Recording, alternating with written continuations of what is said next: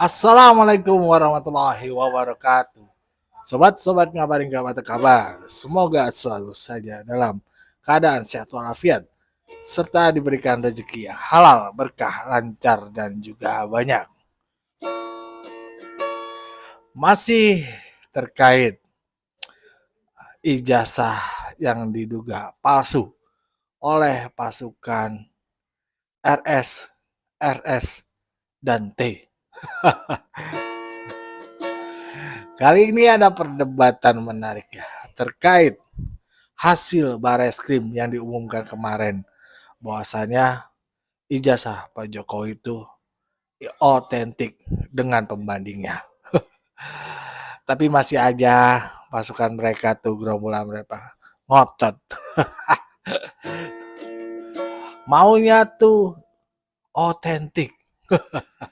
Bahasanya maunya otentik, bukan identik.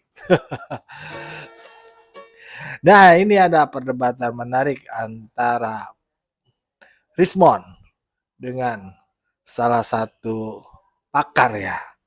Bagaimana videonya? Mari kita simak bersama. Let's go. Selamat sore, Assalamualaikum Bang, terima kasih. Waalaikumsalam warahmatullahi wabarakatuh. Saya ke Bang Rismon dulu ya. Bang Rismon, ini ijazah Pak Jokowi katanya dinyatakan asli semua. Ada tanggapan, silakan. Oh, tanggapan saya itu framing ya, karena apa yang dilakukan oleh Mabes Polri itu uji identik tidak identik.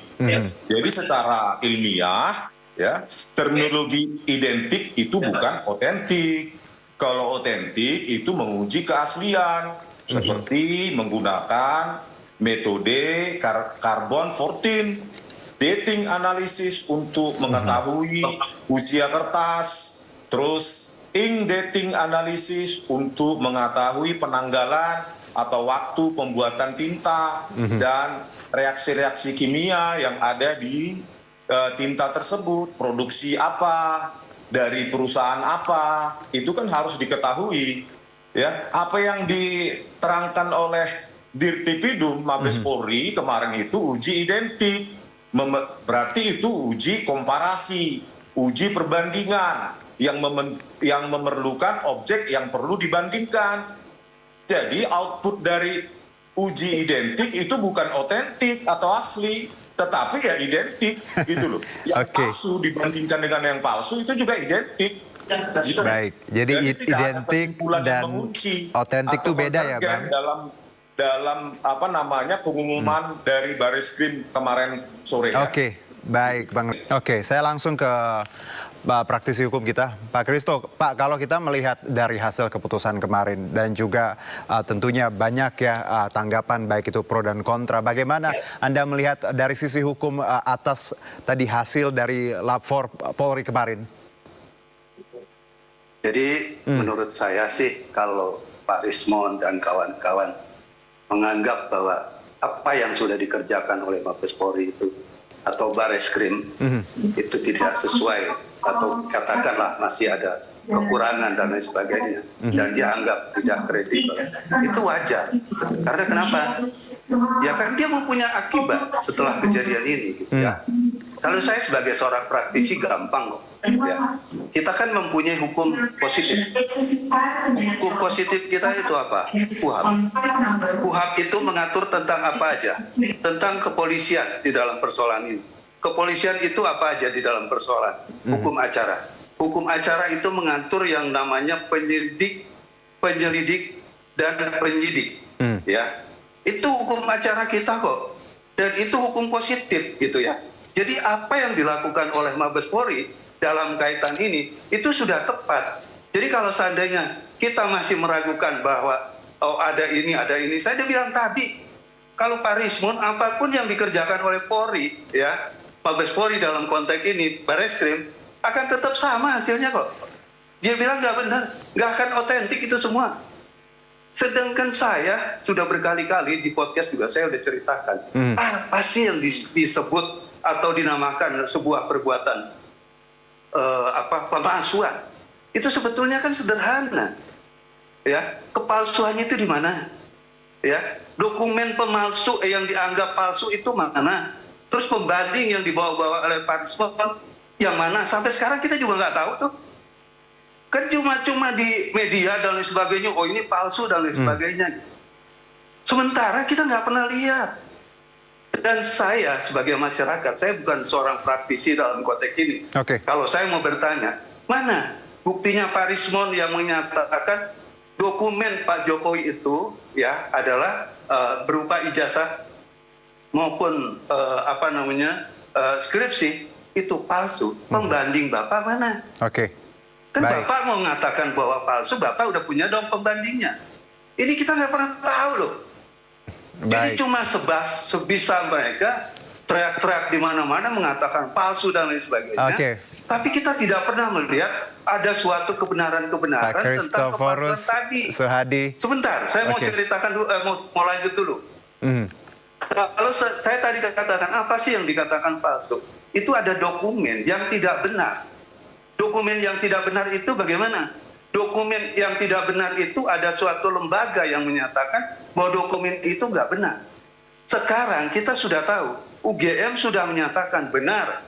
Ada teman kuliahnya, ya. Terus kemudian juga ada foto wisudanya. Terus kemudian juga ada tempat, kemarin saya lihat, ada tempat kosnya Pak Jokowi. Sebetulnya sudah selesai ini persoalan.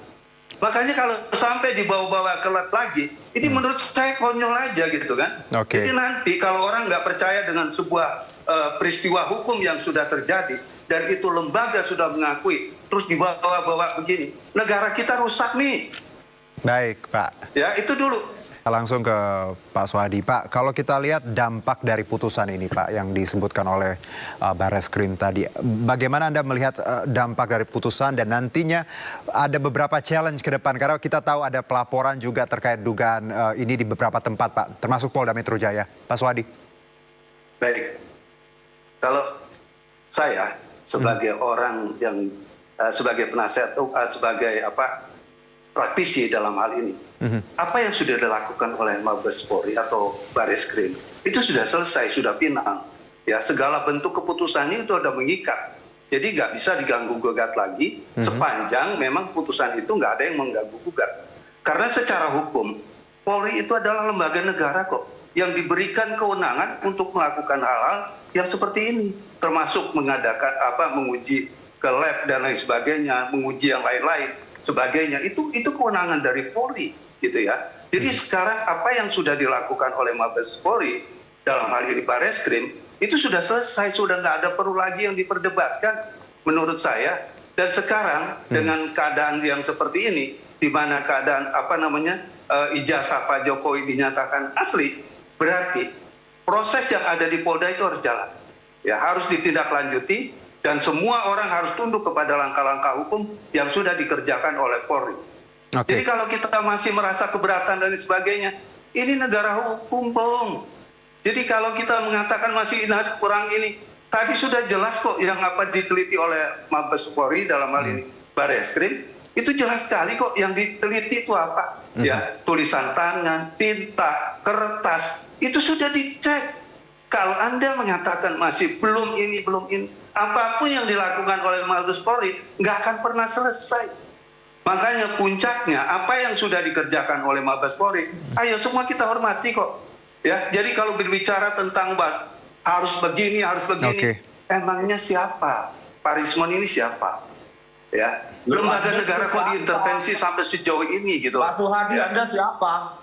Loh, saya warga negara. Ya, saya harus menguasai dihukum dalam konteks ini gitu loh. Anda mengatakan saya siapa? Anda siapa? Loh, saya udah bilang tadi saya warga negara. Saya menghormati segala keputusan hukum yang sudah dilakukan oleh Barreskrim. Saya membuktikan. Jadi kalau Anda nggak puas dan lain sebagainya, bukan teriak-teriak, tapi ambil jalur hukum. Tahu Anda? Ya. Ambil jalur hukum. Apa yang Anda tidak puas dalam konteks ini? Parameternya bukan lagi teriak-teriak, sudah bilang. Hormati segala keputusan hukum itu. Jadi kalau orang seperti ini nanti, ini kapan negara ini bisa selesai, Pak? Ya, begitulah tadi perdebatan sengitnya antara Rismond dengan salah satu pakar ya di Sindo News ya. Terlihat sekali, ngotot sekali Rismond. Bahwasannya pengen tahu banget tuh ya bagaimana uh, Barreskrim tuh meneliti dengan sebenar-sebenarnya ya. Gua rasa sih iya benar ya. Tapi gue yakin juga tuh Polri itu Barreskrim ya, penyelidik itu tentu saja nggak sembarangan ya, nggak sembarangan melakukan uh, menguji lah sebuah ijazah bahwasannya ini identik atau tidak ya. Kalau gue sih sebagai warga masyarakat yakin aja lah dibohongi di apa yang dilakukan oleh kepolisian ya. Ya walaupun kadang kita berpikir tuh polisi itu ya ada positif negatifnya lah ya kan. Ya, tapi yang tadi dibilang Pak Rismond ya bahwasannya beliau itu masih ragu lah walaupun Polri sudah melakukan analisa dengan benar-benar sangat benar-benar ya. Bahkan pengacara Pak Jokowi itu sendiri bilang sebenarnya sih udah berlebihan apa yang dilakukan uh, penyelidik ya sampai mengetahui ijazah Pak Jokowi itu identik atau tidak ya, asli atau palsu ya. Nah, disinilah yang menurut gua kadang kita tuh harus nerima ya apa yang negara lakukan ya. Memang dalam perasaan kita tuh ada apa ya perasaan jelek kepada instansi Polri misalkan ya memang track recordnya ada lah yang begitu tapi kan ya mau gimana lagi ya kan mau gimana artinya kita udah serahin udah percaya sama uh, yang berwenang ya ya udah kita terima sebagai ilmuwan menurut gue ya bisa diadu lah nanti tanya baik-baik lah Polri-nya. Jangan langsung merasa orangnya itu dia paling benar aja apa yang dia lakukan gitu. Apa yang dia simpulkan itu udah yang paling benar. Sekarang kita nanya, menurut Roy Suryo Rismond CS ya, ijazah yang asli pada tahun 85 itu kayak gimana? Yang dikeluarkan pihak UGM ya kan, yang pada saat yang dikeluarin Jokowi, yang dikeluarin UGM kepada Jokowi dan teman-temannya. Yang asli itu kayak gimana? Emang dia tahu yang asli kayak gimana? Kok bisa-bisanya bilang itu palsu? Sekarang dia harus jelasin yang asli itu kertasnya apa, karbonnya apa, tintanya apa. Coba tanya dia, yang asli kayak gimana sih Mon?